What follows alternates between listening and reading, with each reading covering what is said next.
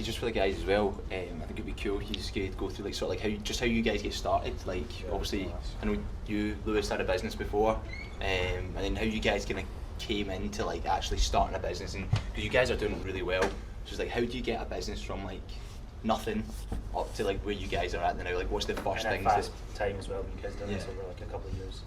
I mean, I did the job for 10 years, and then Lewis came in with his business background and basically was like, we need to systemize that, take everything out of your head, because I was like sticky notes down, phoning sellers back, had like a shite CRM that was terrible, and we've slowly just ultimately copied Gary. If something's an issue, then fixing that issue. But the biggest issue is always making sure we have properties on the books. So when Lewis and I first started working together, it was like, we need to have as many fucking properties on the website as possible, because the more properties are on the website, the more people that can ultimately buy from you. The more people that buy from you, the more money is in the bank, the more money you then can spend in marketing, then that gives you more properties in the books, and it's so on and so forth. But as a business model, we are demand constrained, so they're supply constrained and demand constrained businesses.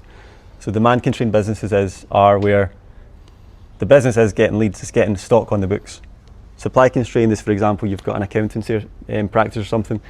You get plenty of business coming in, but you need accountants, and the business becomes hiring good accountants.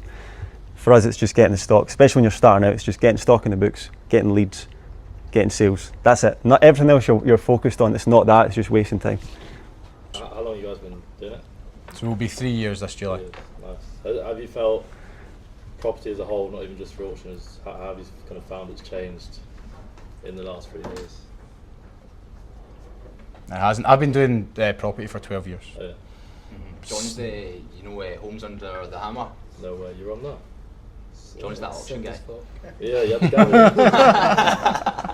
How did you get into the auction side of things? I was going to say, how did you get into Homes Under the Hammer? So I studied as a surveyor at uni, and then was going to be a surveyor and decided, fuck that, man. Don't want to go sticking damp-proof meters in walls. I want to make some fucking dough. So I got hired as an intern for what is currently Scotland's biggest auction house, and then worked my way up to GM and then set up Prime.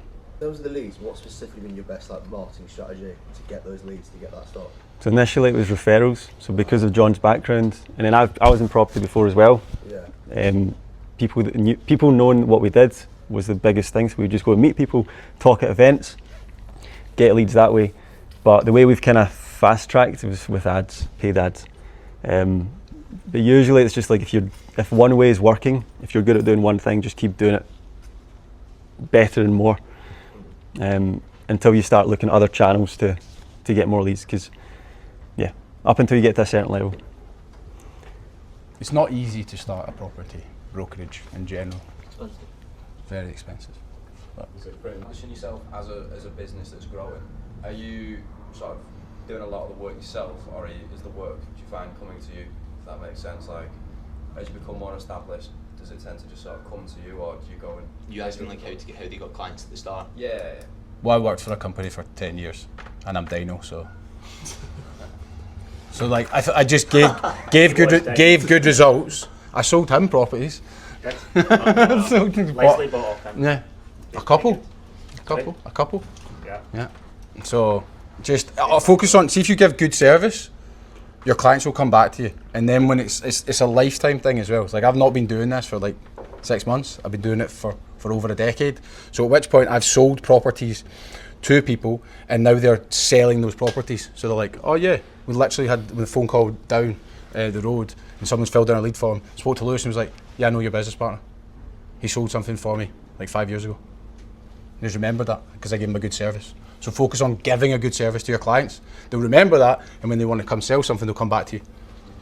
Can I ask, and then use... We are a traditional auction house, Right. but we're all online. When people come in with that mindset, how do you kind of assert the difference, but also change the mind that times are changing and this is what's best Well, for you? people have said, like, when are you, because we just do them all online. It's all online. And people are like, oh, when are you going to do an auction in the room again? I was like, do you like listening to men count? Because that would be me. I'd be just be going fucking 10, 11, 12. Like, if you get your fucking kicks off of that, go on YouTube and listen to people count. But if you want to buy properties, fucking, do you know what I mean? Like, it doesn't make a difference. Yeah. So there's not really much. issue with that. There's very few people that be like, I want my property to go to a room and people bid on it. I'd be like, right, okay. Who cares? Because I say is like, do you know Blockbuster? Do you know Netflix? Fucking Blockbuster's dead. This is the way to do it now. I've seen this property before, like I put all my money. But if you're dealing with a first-time buyer, for a first-time buy to let, you should be saying, you've got a good property here. The idea is you'd never go in it. How often do you go into your buy to lets? Never. Fucking exactly. I don't want to see a shitholes, man. You don't want, like, ultimately, you need to get them to think about that as an investor. Like, so if you buy stocks and shares, are you reading through fucking Tesco's entire book to see what the profit margins are? No, you go buy, you could do that. Ultimately, if somebody wants to go and take a drive by, but the way if we're selling tenanted properties, the way we always pitch it is like, look, this person lives there, that's their house. You're buying the investment, you will collect the rent. The idea as an investor is to be as far away from that property as possible and look at the rent coming in every month. That's what you want to do. You want to be the other side of your computer, say, oh, yep, here's the statement, oh, money's come into my bank.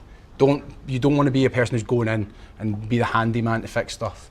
Yeah, because if somebody wants 100 grand and then we've already had offers at 90 rejected and someone's like, so what we tend to get is someone's like, well, I don't know what I could offer you until I view it.